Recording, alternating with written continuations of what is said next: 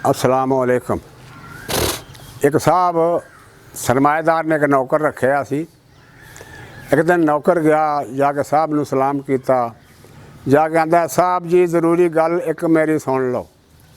साहब जी ज़रूरी गल एक मेरी सुन लो, भावें वेख तक लो तो चंगी तरह पुन लो। भावें खताकार हाँ तो भावें गुनाहगार हाँ, तुहाडे मैं 20 सालों का वफादार हाँ। भावें गुनाहगार हाँ तो भावें खताकार हाँ, तुहाडा मैं 20 सालों का ही वफादार हाँ।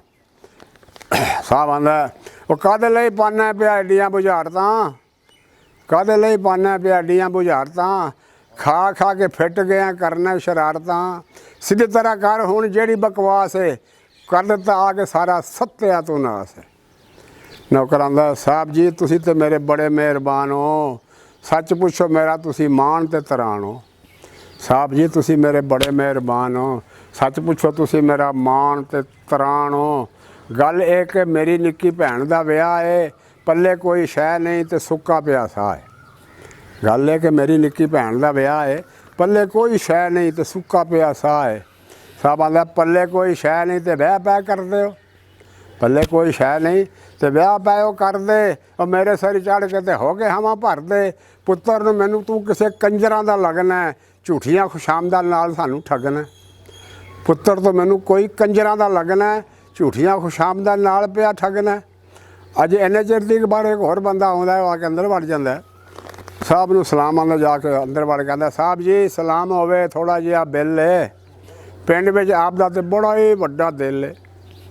साहब जी सलाम होवे, थोड़ा जिहा बिल है पिंड विच तो आप दा बड़ा वड्डा दिल है। रात असां गाने विच रंग किंज भरिया, मुजरे दे उत्ते हर बंदा कोई मरिया। रात असां गाने विच रंग किंज भरिया, मुजरे दे उत्ते बंदा हर कोई मरिया। साहब आंदा बैठो ना जनाब तुसी वड्डे फनकार हो, साड़ियां ते महफिलां दा रूप ते शंगार हो। बैठो ना जनाब तुसी वड्डे फनकार हो, साड़ियां ते महफिलां दा रूप ते शंगार हो। 2 लाख हुण फड़ो आंदियां ते रहना है, फिर भी तुहानूं मैं बुलांदियां ते रहना है।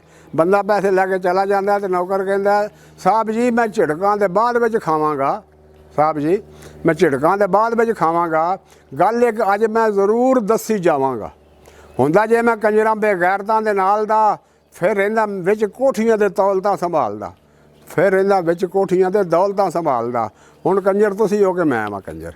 अस्सलामु अलैकुम वरहमतुल्लाहि वबरकातुहू।